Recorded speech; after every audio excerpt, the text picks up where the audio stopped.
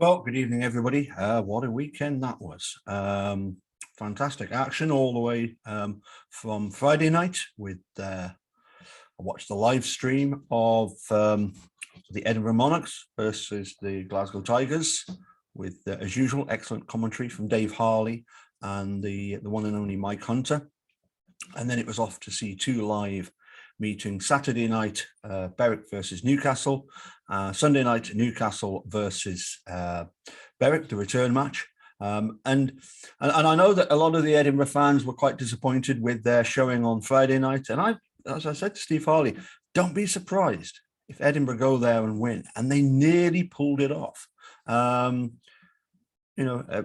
pulled it off. They got a point, and I'm sure that's a lot more than many of the Edinburgh fans were expecting. However, obviously, Sam Masters, superb, 18-point maximum.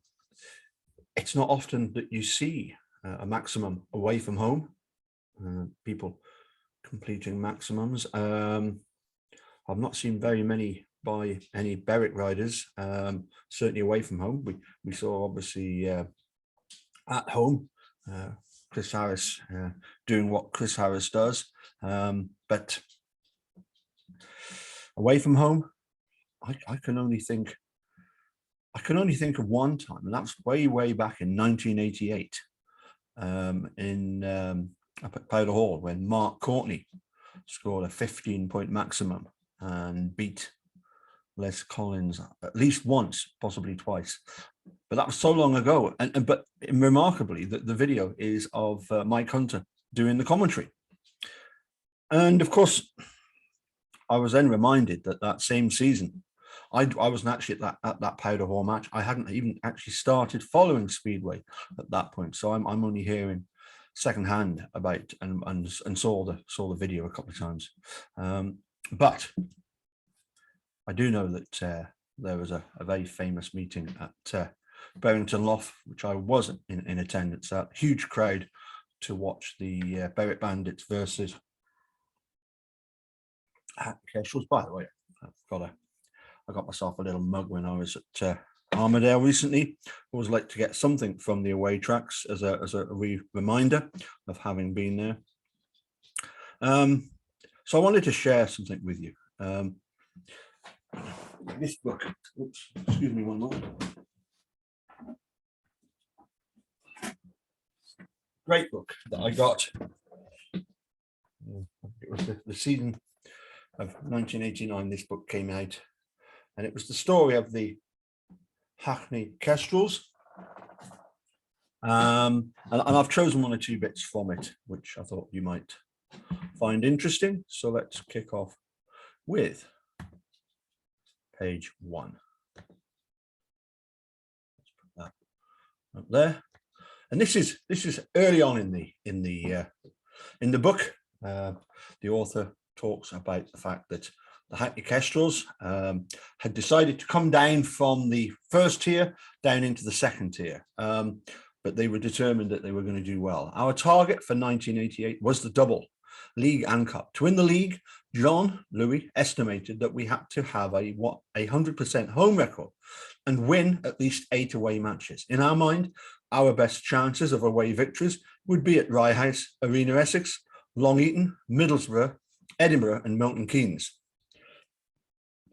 Exeter and Glasgow were regarded as possibilities, although Hackney had never won at the county ground, and that's indeed what they did. They did win at Hackney. I think it was, at Exeter by 2 points and Glasgow by about 4 points. With Poole, Berwick, Eastbourne, Stoke, Peterborough, Wimbledon and Mildenhall likely to prove the most difficult. I think, from memory serves me right, they lost at Stoke, and they obviously famously got a draw at Poole.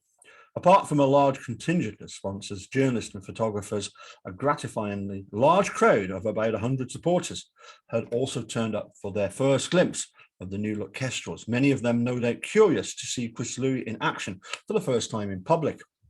The practice session went smoothly, no broken bones or blown engines, and our new sponsors, who were seeing Speedway for the first time, were very impressed by the spectacle. When the racing was over, everyone retired to the office to polish off what was left of the buffet and drinks and to watch some more Speedway on video. Press day had undoubtedly been a success, but the most important event of the day had taken place not on the track, but in a small back room.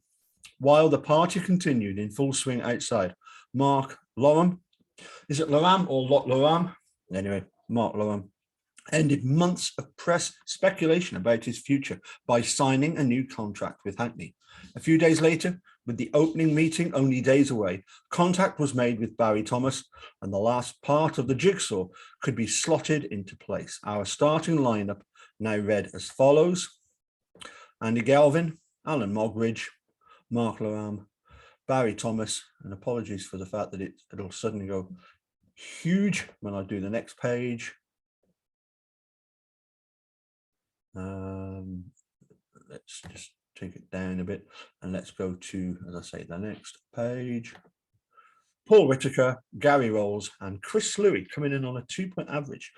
Remarkably, this 38.67, I think, was the lowest assembled in the league that year. Anyway, let's move down to page 1, page 2, and this is page 3. Let's see. There we go. Yeah. Let's see. Mark Loram with his mentor, John Louis. As it says here, John Louis passing on words of wisdom to Mark Loram at the National League Riders Championship, which I'm pretty sure was held in Coventry that year. This is the Hackney report on the meeting against Berwick back in 1988. I was in my early 20s. Before he left on Sunday morning, John Louis called the team together. Berwick have an unfortunate reputation for trying to intimidate the... Now, I'm going to come down to the bottom page here because the one that I made up wasn't very good. So I've had to tag this on the bottom. Let's see if we can get this to work. Imitate the opposition. And John stressed to the riders the importance of not succumbing to any provocation and not allowing themselves to be put off their stroke. The wisdom of John's advice was apparent as soon as we arrived at Barrington Lough, where the gatesman barked out orders where to park and where not to park, and treated wives, girlfriends, and club officials as unwelcome interlopers. Once inside the pits, I was abruptly informed that visiting promoters were not allowed on the centre green, and our riders were given dire warnings not to walk the track. Fortunately, we got around the latter problem when the referee informed John Louis that he was concerned about the green light not showing up in the sunshine and asked Andy Galvin to come out and have a look. John immediately pointed out that all our riders would be affected by the green light not showing, so all the team got the chance to walk out on the track and have a look. Heat 1 was drawn. But in the next race, Barry Thomas and Sean Venables, still deputising for the injured Gary Rolls, or Tyson, as he had become known since the injury at Edinburgh, I think it's where he thumped on the track and broke his hand, were on the wrong end of a 5-1. Well, we fell a further 2 points behind in Heat 3 when Alan Mogridge looped spectacularly at the gate, although Paul Whitaker did well to pass Rob Grant Senior, by the way, never an easy task, the Woolly Bully, on the last lap to snatch second place. Heats 4 and 5 were drawn, with Mark Loram winning his first ever race at Berwick in fine style. Alan Mogridge had recovered sufficiently from his heavy fall to lead Heat 5 from the start and was riding a good line when Charlie McKinnon came thundering underneath him on the pits bend and left him sprawled on the track. Alan's father and I both rushed towards the fence to see if he was all right, only to find ourselves physically grabbed from behind and dragged away. When I asked what the hell was going on, I was told that we had been pulled away from the fence for our own safety, despite the fact that at least half a dozen Berwick mechanics and officials were standing and continued to stand right by the fence. I immediately asked who the clerk of the course was in order to make him aware of the unpleasant and unnecessary behaviour, and was nonplussed to discover that our rescuers had actually been the clerk of the course and the pits marshal. Surprisingly, the race itself had not been stopped, and on ringing the referee, John Louis, was told that Alan had got into trouble of his own going into the corner. Team managers and referees will no doubt often place differing interpretations on incidents such as this, but a referee's credibility is not strengthened when, as in this case, you read in the match programme that he is actually sponsoring one of the other team's riders. After 7 heats, we were 25 to 17 down, and with some of the riding going on, my main concern began to be for our riders' safety. Rather, let's have a look at the loop. Brilliant picture of obviously a Berwick legend, Alan Mogridge. Here he is, 1988, loop in the loop at Berrington. Great picture that. Let's come on down. As I say, the next page. It didn't come out very well. I managed to cut the end off. So let's come on down. Than winning the match. So more concerned about the rider's safety than winning the match. John brought Barry Thomas into Heat 8 as a tactical substitute, and he won it brilliantly, with Chris Louis coming third to reduce the deficit. Mark Loram romped home to his third win. He was absolutely stoppable, just flying from the gate. Even Mark Courtney couldn't beat him. Replacing the shaken Modric for a share of the points, and won the next heat as well, with Paul Whittaker beating Sean Courtney to reduce the deficit to just 4 points. Heats 11, 12 and 13 were all drawn. But a Barry Thomas, Chris Louis 5-1 in Heat 14 put us back on level terms.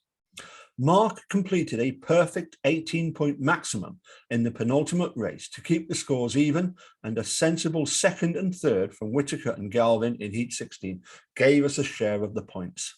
Berwick were relieved to have maintained their 2-year-old unbeaten home record, and we were delighted to have snatched a draw after being behind for almost the entire match. In addition, everything had worked out perfectly for us in terms of clinching the league title. We would be crowned champions the following Friday at Waterden Road if we won our home league match against Wimbledon.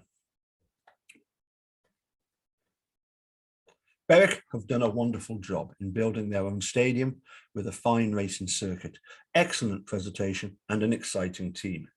It is a great pity that much of what is good about Berrington North is spoilt by what seems to be an over-exaggerated sense of machismo on the part of some of their officials.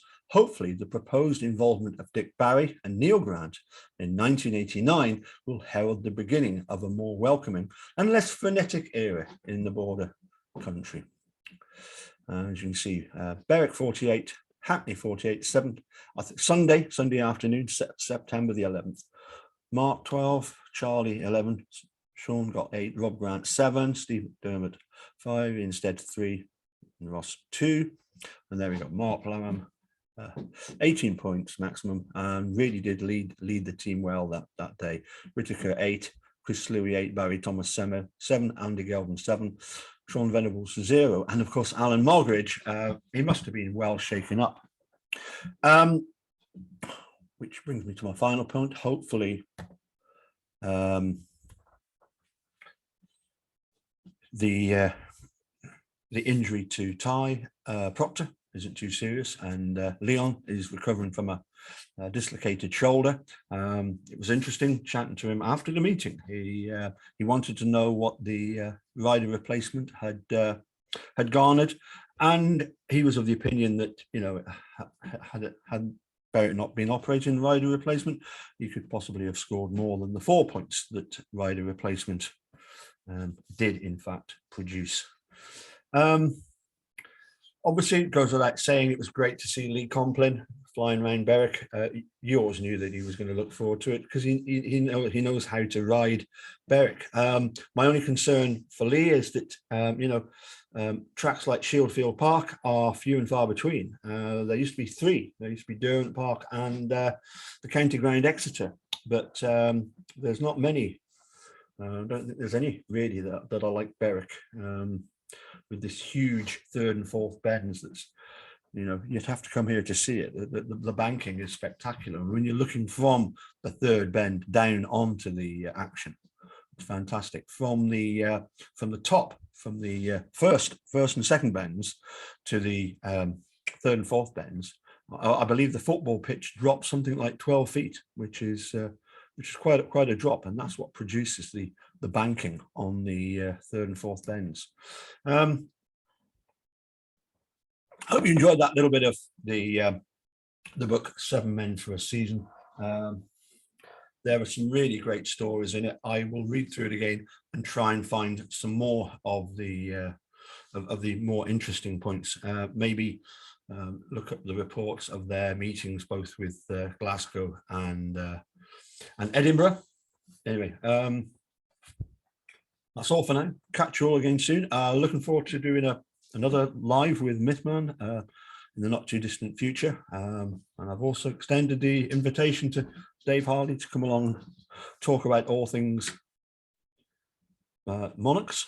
So you never know. Okay, cheers. Catch you soon. Bye for now.